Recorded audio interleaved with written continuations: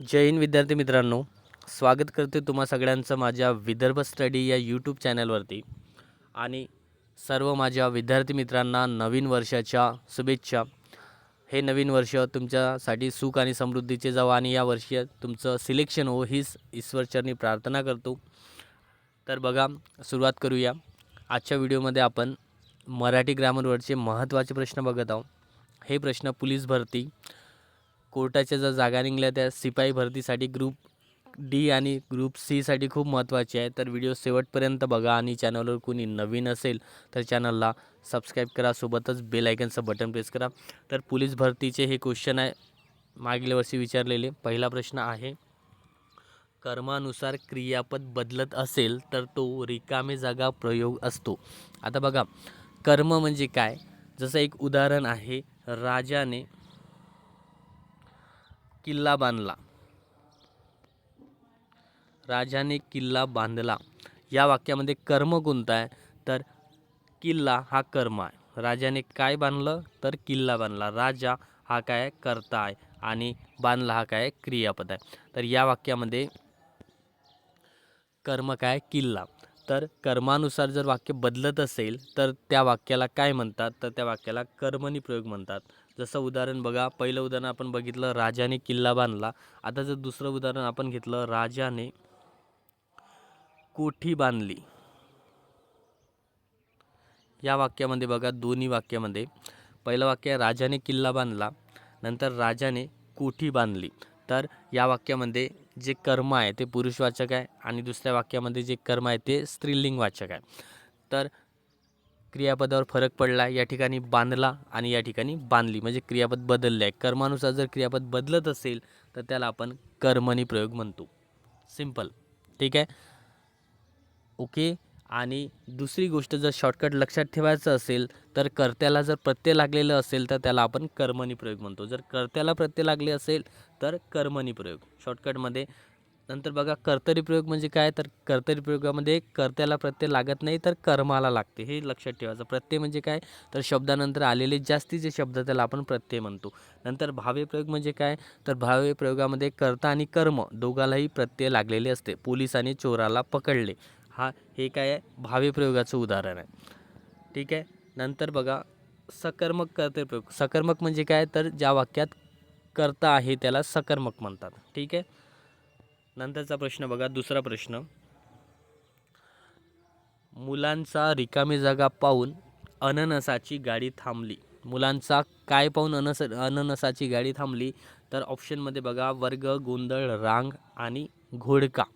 तर बरोबर उत्तर आहे ऑप्शन नंबर ब, गोंधळ. मुलांचा गोंधळ पाहून अननसाची गाडी थांबली. गोंधळ हे काय? क्रियाविशेषण शब्दाला लागून येते, त्याला आपण शब्दयोगी अवयव म्हणतो. आणि मुलांचा गोंधळ पाहून अननसाची गाडी थांबली, तर हे क्रियाविशेषण अवयव आहे. भाववाचक नाव आहे आणि ते क्रियाविशेषण अवयव म्हणून ओळखले जाते, ठीक आहे. हे सगळे आलेले प्रश्न आहे विद्यार्थी मित्रांनो, एक्झामसाठी महत्त्वाचे आहे आणि असेच प्रश्न बघण्यासाठी आपल्या चॅनलला सबस्क्राईब करा. तिसरा प्रश्न आहे तिसरा प्रश्न आहे, चूप, गप हे सर्व रिकामी जागा आहेत. चूप, गप हे काय आहे? तर हे उभयान्वयी अवयव आहे, ऑप्शन नंबर ड. नंतरचा प्रश्न बघा, नंतरचा प्रश्न आहे, लेखकाने स्वतःचे चरित्र लिहिले त्याला काय म्हणतात? लेखकाने स्वतःचे चरित्र लिहिले त्याला काय म्हणतात? तर आत्मचरित्र म्हणतात. हे सगळ्यांनाच माहिती आहे, ऑप्शन नंबर अ. नंतरचा प्रश्न बघा, रीती भूतकाळातील क्रियापद कोणते? रीती भूतकाळातील क्रियापद ओळखायचं आपल्याला. रीती म्हणजे काय? तर चालू, कंटिन्युअस, ठीक आहे. चालू जर क्रिया असेल आणि भूतकाळात जर ती चालू होती तर त्याला रीती भूतकाळ म्हणतात. जसं मी 10वीत असताना रोज सायकलने जात होतो, ठीक आहे. तर चालू क्रिया त्याला आपण रीती म्हणतो. तर बघा, ऑप्शन आहे, सोडवले होते, सोडवत असे, सोडवत होता आणि सोडवले. तर यामध्ये रीती भूतकाळातील क्रियापद कोणते आहे? तर ऑप्शन नंबर ब, सोडवत असे. एक कंटिन्युअस या वाक्यामध्ये दिसते, तर ते काय आहे? रीती भूतकाळातील वाक्य आहे. नंतरचा प्रश्न आहे, संबंध हा कोणत्या विभक्तीचा कारकार्थ आहे? आता बघा, विभक्तीवर प्रश्न आलाय, खूप महत्त्वाचा आहे. टोटल 8 विभक्ती आहे. प्रथमा, द्वितीया, तृतीय, चतुर्थ, षष्ठी, पंचमी, षष्ठी, संपत्ती आणि संबोधन. सप्तमी आणि संबोधन. संपत्तीने सप्तमी. आता या ठिकाणी संबंध हा कोणत्या विभक्तीचा कारकार्थ आहे? संबंध कशाचा कारकार्थ आहे? पंचमी, द्वितीया, षष्ठी, तृतीया. तर ऑप्शन म्हणून आपल्याला सांगायचं आहे. तर या ठिकाणी बघा, ऊन आणि हून. पंचमीमध्ये ऊन आणि हून हे शब्द येतात. द्वितीयामध्ये सला नाते. नंतर षष्ठी आणि तृतीयामध्ये ने ए शी. आणि षष्ठीमध्ये काय ते संबंध दर्शवला जातो, म्हणून आपलं उत्तर काय? ऑप्शन नंबर क, षष्ठी. ठीक आहे. पंचमीमध्ये जर ऊन हून अशासारखे जर शब्द दिसले तर ते पंचमी विभक्ती आहे. द्वितीयामध्ये सला नाते हे जर प्रत्यय लागून दिसले याच्यापैकी कोणतंही एक तर ते द्वितीया विभक्ती असते. तृतीयामध्ये ने ए शी हे प्रत्यय लागलेले असेल तर ते तृतीया विभक्ती असते. ओके. नंतरचा प्रश्न बघा. नंतरचा प्रश्न आहे, लिंग या संकल्पनेचा विचार करून खालील पर्यायामधून वेगळा शब्द ओळखा. आपल्याला वेगळा पर्याय ओळखायचा आहे. तर बघा या ठिकाणी वर, नाथ, बाप आणि पती. आता या ठिकाणी बघा विद्यार्थी मित्रांनो, वर हे काय पुल्लिंग आहे. बाप हे सुद्धा पुल्लिंग आहे. पती हे सुद्धा काय पुल्लिंग आहे. तर या ठिकाणी नाथ हे काय दिसते? स्त्रीलिंग दिसते. स्त्रीलिंग म्हणून आपलं उत्तर काय राहील? ऑप्शन नंबर ब, नाथ हा आपला वेगळा शब्द झाला. नंतरचा प्रश्न बघा, खालीलपैकी कोणता स्वर हा दीर्घ स्वर नाही? नाही आपल्याला ओळखायचा आहे. आता बघा स्वर, ठीक आहे, एकूण मराठीमध्ये, आधुनिक मराठीमध्ये 14 स्वर आहेत. ठीक आहे. अ, आ, ई, ई, उ, ऊ, रू, लू, ठीक आहे, ए,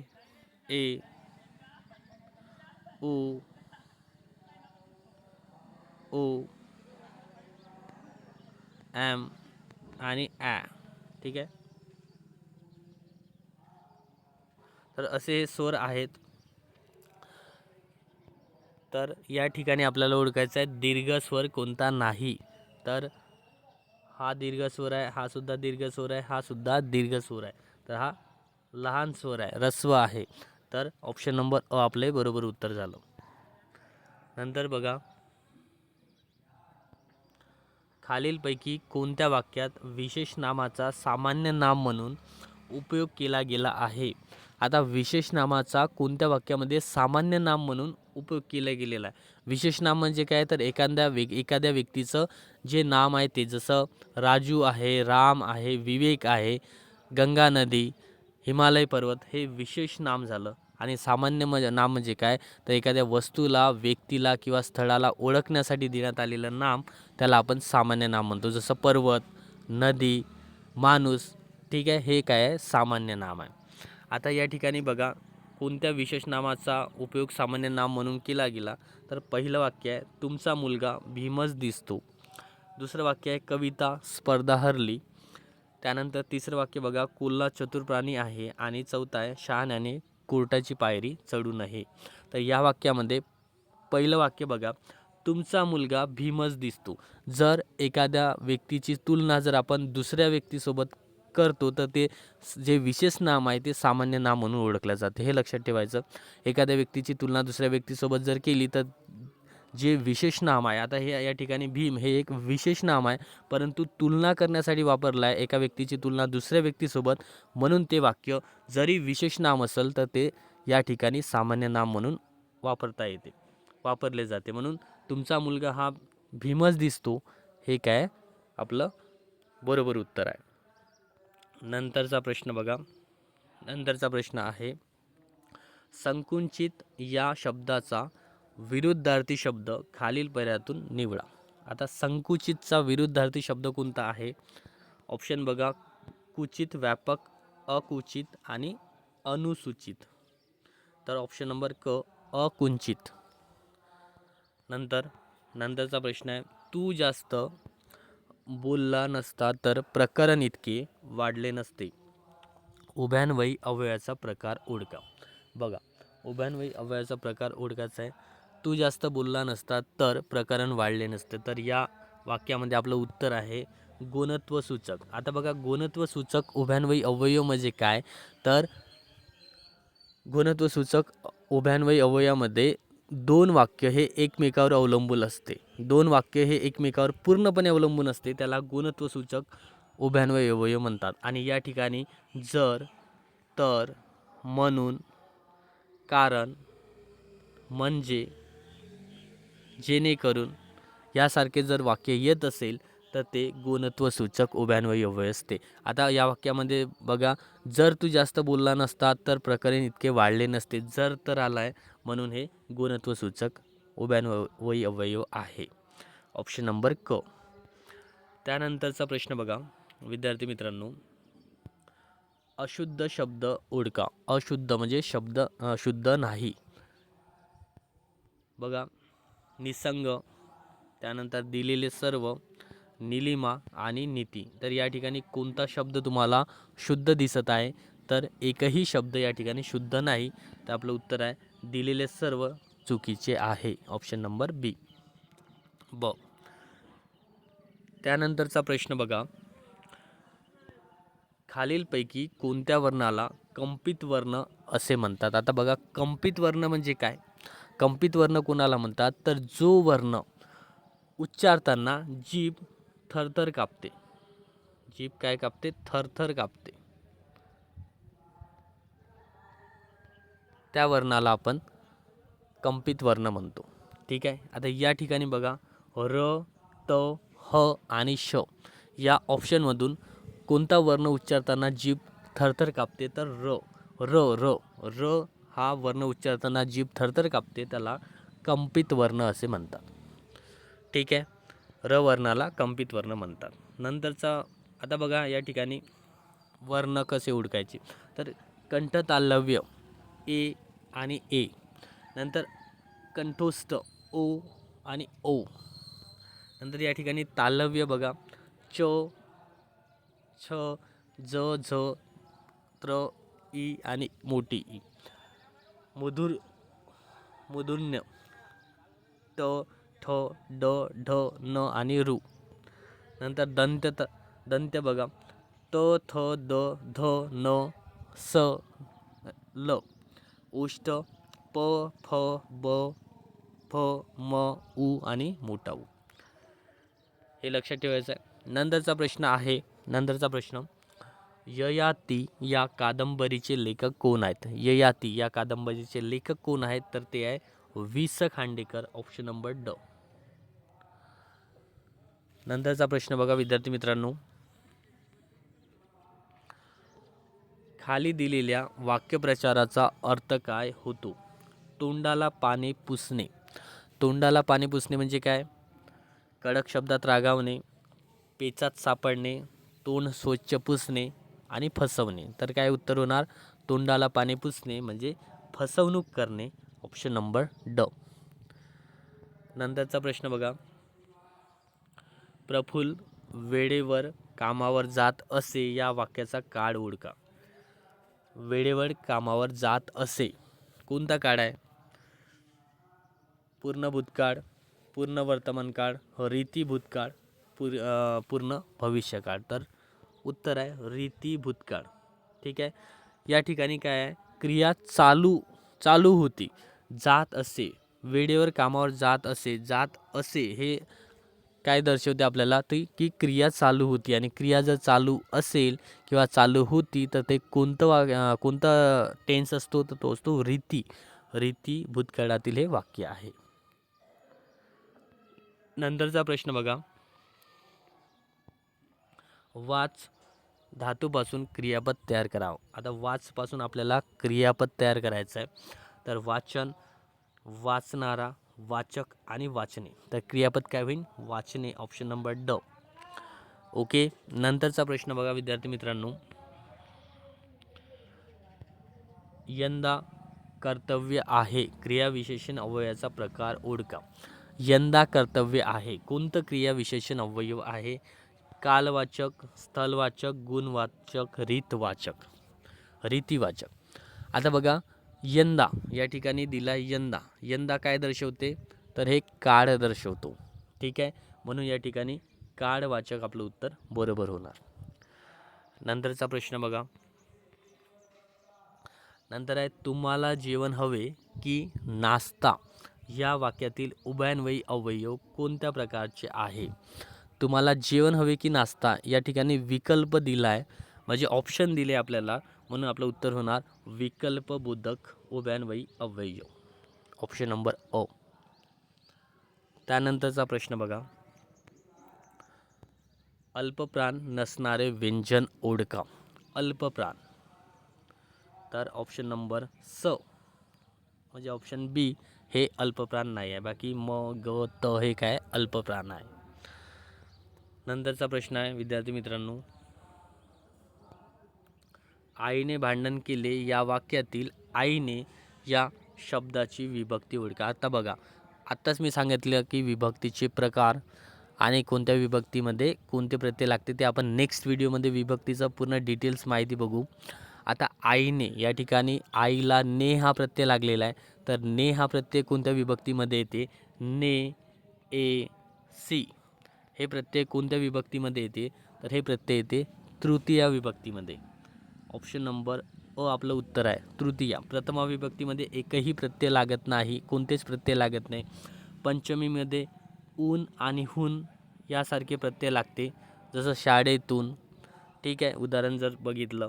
आणि चतुर्थमध्ये सला नाते हे प्रत्यय लागते. जे द्वितीय विभक्तीमध्ये प्रत्यय लागते ते चतुर्थमध्ये लागते, परंतु याचा उद्देश हा वेगळा असतो. नंतरचा प्रश्न बघा. नेक्स्ट क्वेश्चन आहे आपला. मिहिरने सोनालीला एक गुप्त पत्र दिले या वाक्यातील कर्म ओळखा. आता आपल्याला कर्म ओळखायचं आहे. मिहिरने सोनालीला एक गुप्त पत्र दिले. मिहिरने काय दिले? एक गुप्तपत्र सोनालीला. या वाक्यामध्ये दोन कर्म आहे. कोणतं? सोनाली आणि पत्र. ठीक आहे. त्यानंतरचा प्रश्न नंतर आहे दिगंबर या शब्दाचा समानार्थी शब्द ओळखा. निवडा. आपल्याला दिगंबरचा समानार्थी शब्द निवडायचा आहे. तर बघा, सूर्य, शंकर, तारे, आकाश. दिगंबरचा समानार्थी शब्द काय होणार? तर आकाश. ओके. आणि त्यानंतरचा प्रश्न बघा. झोपलेले बाळ सुंदर दिसते या वाक्यातील विधी विशेषण कोणते आहे? आता विधी विशेषण म्हणजे काय? तर नामाच्या नंतर जे विशेषण येते त्याला विधी विशेषण म्हणतात. ठीक आहे. अधिविशेषण आणि विधी विशेषण. अधिविशेषण म्हणजे काय? तर नामाच्या पहिले येणारे विशेषण, आणि विधी विशेषण तर नामाच्या नंतर येणारे विशेषण. ओके. आता या वाक्यामध्ये झोपलेले बाळ सुंदर दिसते, तर या वाक्यामध्ये नाम कोणतं आहे? तर बाळ हे एक नाम आहे. ठीक आहे. नाम नंतर विशेषण आलं आहे सुंदर, म्हणून हे काय? तर विधी विशेषण आहे. आणि विधी विशेषण